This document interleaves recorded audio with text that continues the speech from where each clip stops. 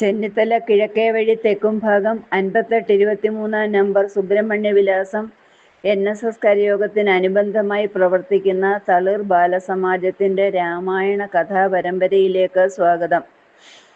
ഇന്ന് കർക്കിടകം 9. നമ്മൾ രാജാ ദശരഥന്റെ ദേഹവിയോഗവും ചെറുപ്പകാലത്ത് അദ്ദേഹത്തിനേറ്റ ശാപത്തിൻ്റെയും കഥയാണ് ഇന്നിവിടെ പറയുന്നത്. സീത രാമലക്ഷ്മണന്മാരോട് യാത്ര പറഞ്ഞ് സുമന്ത്രർ അയോധ്യയിലേക്ക് മടങ്ങി. അയോധ്യ ആകെ ശോകമൂകം. സുമന്ത്രർ രഥം അകലെ നിർത്തി ദുഃഖം കടിച്ചമർത്തി ഒരു യന്ത്രപ്പാവ കണക്കെ കൈകേയിയുടെ അന്തഃപുരത്തിലെത്തി.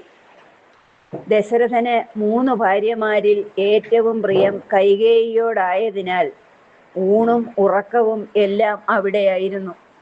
സുമന്ത്രരെ കണ്ടതും മഹാരാജാവ് ഇവിടെയില്ല, ഈ അന്തഃപുരം നരകമെന്ന് പറഞ്ഞ് കൗസല്യയുടെ സ്വർഗപുരിയിലാണ് ഇപ്പോഴത്തെ താമസം.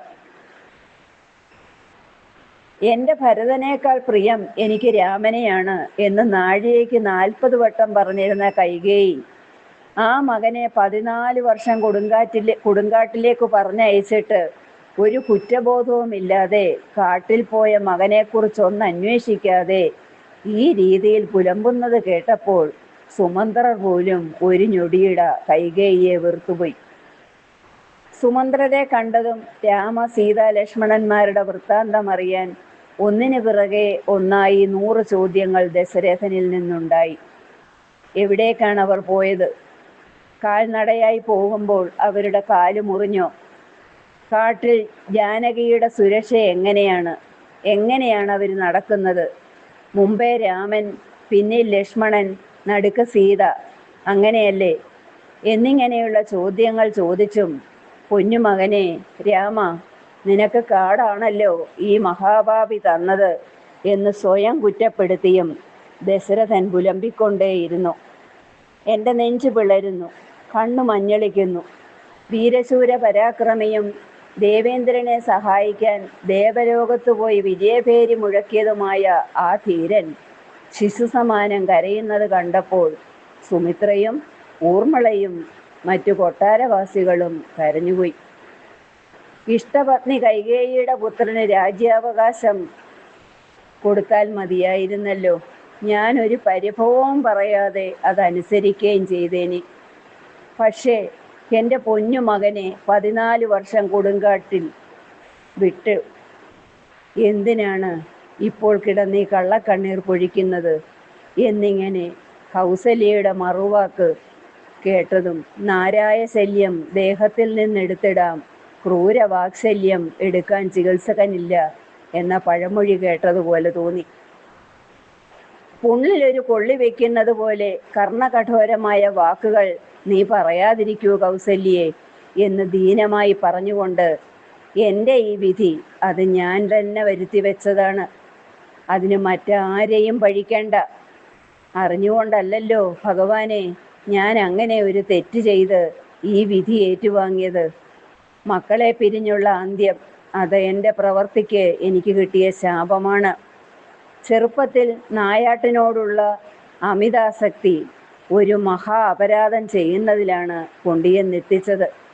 തപസ്സികൾ ഈശ്വരന്മാരാണ്, അവരുടെ ശാപമാണ് ഇന്നെന്നെ ഈ ദഹിപ്പിക്കുന്നത്, കണ്ണീർ കയത്തിൽ ആഴ്ത്തുന്നത്. പ്രാണൻ വെടിയുന്ന സമയത്ത് ഒരു തപോധനൻ എന്നെ ശപിച്ചതിൻ്റെ ഫലമാണ് ഞാൻ ഇന്നീ അനുഭവിക്കുന്നതെല്ലാം.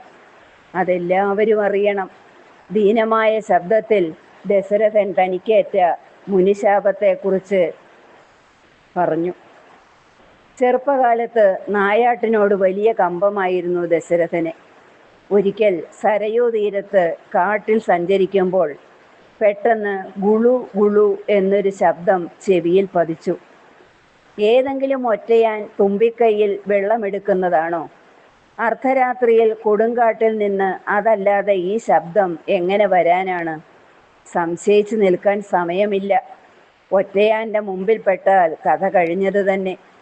ദശരഥൻ ശബ്ദം ലക്ഷ്യമാക്കി ശബ്ദവേദി എന്ന ബാണം പ്രയോഗിച്ചതും, അയ്യോ ദൈവമേ, ആരാണ് എന്നോട് ഈ ക്രൂരത ചെയ്തത്?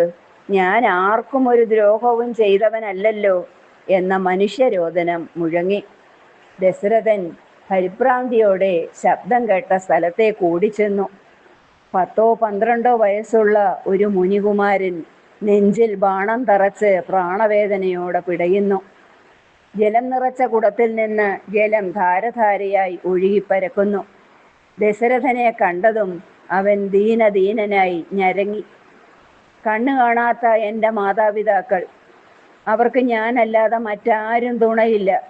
അവർക്ക് കുടിക്കാൻ വെള്ളമെടുക്കാൻ വന്നതായിരുന്നു ഞാൻ. എന്നെ അങ്ങാണോ ബാണം എയ്ത് കൊല്ലാൻ ശ്രമിച്ചത്? അയ്യോ, എന്തൊരു മഹാ അപരാധമാണ് ഞാൻ ചെയ്തത് എന്ന് പറഞ്ഞുകൊണ്ട് ദശരഥൻ ആ ബാലൻ്റെ പാദങ്ങളിൽ വീണു. നീ എന്നോട് ക്ഷമിക്കണം, മാപ്പാക്കണം. നീ കുടത്തിൽ വെള്ളമെടുക്കുന്ന ശബ്ദം ആന തുമ്പിക്കൈയിൽ വെള്ളമെടുക്കുന്നതായാണ് എനിക്ക് അനുഭവപ്പെട്ടത്. തെറ്റിദ്ധരിച്ചു പോയി. അയോധ്യാധിപതി ദശരഥനാണ് ഞാൻ. എൻ്റെ അപരാധം ക്ഷമിക്കണം എന്ന് പറഞ്ഞ് ദശരഥൻ അവൻ്റെ അരികിലിരുന്നു. അങ്ങ് വെള്ളം കാത്തിരിക്കുന്ന എൻ്റെ മാതാപിതാക്കൾക്ക് എത്രയും വേഗം അത് എത്തിച്ചു കൊടുക്കുക. വയസ്സിയെന്ന് ജരാനര പൂണ്ട് കണ്ണും കാണാതിരിക്കുന്ന അവർ ഞാൻ കൊണ്ടുവരുന്ന വെള്ളവും കാത്തിരിക്കുകയാണ്. എല്ലാം അവരോട് തുറന്നു പറഞ്ഞാൽ ഒരു പക്ഷേ അവർ അങ്ങയോട് ക്ഷമിക്കും. എനിക്ക് ഈ വേദന ഒട്ടും സഹിക്കാൻ വയ്യ. അങ്ങ് എത്രയും പെട്ടെന്ന് ഈ അമ്പൂരി എൻ്റെ പ്രാണവേദനയൊന്ന് മാറ്റിത്തന്നാൽ വളരെ ഉപകാരമായിരിക്കും എന്ന് പറഞ്ഞ് ദയനീയതയോട് നോക്കിയ മുനികുമാരൻ്റെ നെഞ്ചിൽ നിന്നും ദശരഥൻ പതുക്കെ ബാണം പറിച്ചെടുത്തു. ഒന്ന് പിടഞ്ഞു. മുനികുമാരൻ്റെ ജീവനും പോയി. ജീവശവം കണക്കെ ദശരഥൻ വെള്ളം നിറച്ച കുടം കയ്യിലെടുത്ത് വേച്ച് ആശ്രമത്തിലെത്തി. മകനെ കാണാതെ, വെള്ളം കുടിക്കാതെ പുറത്തേക്ക് കണ്ണും തുറന്നിരിക്കുന്ന എല്ലും തൊലിയുമായ വൃദ്ധതാപസരെ കണ്ടതും ദശരഥൻ ഒന്ന് വിതുമ്പി. എന്നാൽ ശബ്ദമുണ്ടാക്കാതെ അവർക്ക് വെള്ളം പകർന്നു കൊടുത്ത് ദാഹം ശമിപ്പിച്ചു. നീ എന്താ ഉണ്ണി വരാൻ വൈകിയത്? ദാഹം കൊണ്ട് ഞങ്ങൾ മരിക്കുമെന്ന് പോലും തോന്നി. മഹാതപസ്വികളെ, ഞാൻ നിങ്ങളുടെ ഉണ്ണിയല്ല. ഒരപരാധം ചെയ്തു പോയ മഹാപാപി അയോധ്യാധിപതി ദശരഥൻ. എൻ്റെ ഒരു കൈപ്പിഴ, അറിയാതെ ചെയ്തു പോയ ഒരബദ്ധം നിങ്ങളുടെ ജീവൻ്റെ ജീവനായ മകൻ്റെ പ്രാണനെടുത്തു. എന്നോട് ക്ഷമിക്കണം. ദശരഥൻ്റെ ദീനമായ അപേക്ഷ കേട്ട് കുറേ നേരം തപസ്സികൾ അനങ്ങാതിരുന്നു. കണ്ണുനീർ ധാരധാരയായി പൊഴിച്ചു. ഉണങ്ങി ചുള്ളിക്കമ്പ് പോലെയുള്ള ശരീരം വെട്ടി വിയർത്തു. ഞങ്ങളെ ഞങ്ങളുടെ പൊന്നു മകൻ മരിച്ചു കിടക്കുന്ന സ്ഥലത്ത് വേഗം എത്തിക്കൂ. അവസാനമായി അവനെ ഒന്ന് കാണാൻ കാഴ്ചയില്ല. ഒന്ന് തൊടാൻ അതിനെങ്കിലും അനുവദിക്കൂ എന്ന തപസ്സികളുടെ വാക്ക് കേട്ടതും ദശരഥൻ അവരെ ചുമന്ന് മകൻ്റെ ശരീരം കിടക്കുന്ന സ്ഥലത്തെത്തിച്ചു. തപസ്സികൾ ഇരുവരും മകൻ്റെ ശരീരത്തിനരികിലിരുന്നു. ശരീരം ഉമ്മകൾ കൊണ്ട് മൂടി. കാഴ്ചയില്ലാത്ത കണ്ണുകൾ തുറന്ന് ശരീരമാകെ തൊട്ടു തലോടി. നിലത്ത് കിടന്നുരുണ്ടു. വാവിട്ട് കരഞ്ഞു. ദുഃഖമൊട്ടടങ്ങിയപ്പോൾ ദശരഥനോട് ഒരു ചിത കൂട്ടാൻ ആവശ്യപ്പെട്ടു. ദശരഥൻ കാട്ടിൽ നിന്നും പെറുക്കിയെടുത്ത മരക്കൊമ്പുകൾ അടുക്കി ചിത കൂട്ടി ജഡവും അതിൽ വെച്ച് തീ കൊളുത്തി. അഗ്നി ആളിക്കത്തിയതും ദശരഥനെ അമ്പരപ്പിച്ചുകൊണ്ട് കൈയോട് കൈ ചേർത്ത് പിടിച്ച് ഇരു താപസികളും മെല്ലെ ചിതയ്ക്കരികിലേക്ക് നടന്നു. താപസൻ ദശരഥൻ നിന്നിരുന്ന സ്ഥലത്തേക്ക് ഒന്ന് നോക്കി. മുഖം വേദനയാലാണോ കോപത്താലാണോ ചുട്ടുപഴുത്തിരിക്കുന്നു. ഹേ മഹാരാജാവേ, അങ്ങും പുത്രശോകത്താൽ മരിക്കും എന്ന് ശപിച്ചുകൊണ്ട് ചിതയിലേക്ക് ചാടി ആത്മാഹൂതി വരിച്ചു.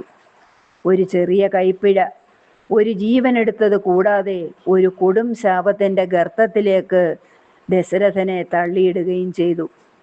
ചെറുപ്പത്തിൻ്റെ തിളപ്പിൽ ഈ ശാപകഥ ദശരഥൻ എപ്പോഴോ മറന്നും പോയി. ഇപ്പോൾ അന്ത്യകാലത്ത് ആരോ ഓർമ്മിപ്പിച്ചിട്ടെന്ന പോലെ ദശരഥൻ്റെ മനോമുഖരത്തിൽ അന്ന് നടന്ന സംഭവങ്ങൾ പൂർവാധികം ശക്തിയായി തെളിഞ്ഞു വന്നു. അതെ, ആ ശാപത്തിൻ്റെ ഫലമായിട്ടാണ് ഞാനും മക്കളെടുത്തില്ലാതെ പുത്രദുഃഖം അനുഭവിച്ച് മരിക്കുന്നത് എന്ന് പറഞ്ഞുകൊണ്ട് അദ്ദേഹം ബോധരഹിതനായി. കുറച്ചു കഴിഞ്ഞ് കണ്ണു തുറന്ന് ചുറ്റും നോക്കി. മിഴികൾ ആരെയോ പരതി. രാമ രാമ എന്ന് 2 പ്രാവശ്യം ഉരുവിട്ടു. അത്രമാത്രം. ദശരഥന്റെ ദേഹം വെടിഞ്ഞു.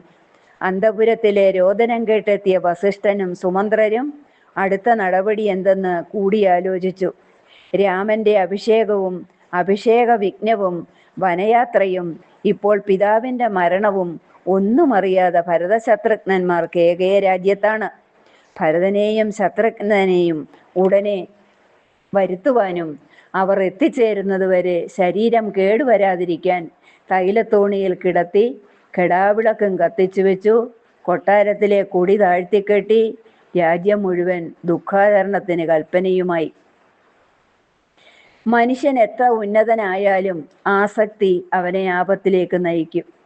മൃഗയാസക്തനായ ദശരഥന് പറ്റിയ ഒരു ചെറിയ പിഴവ് ഒരു മഹാദുരന്തത്തിലേക്കാണ് നയിച്ചത്.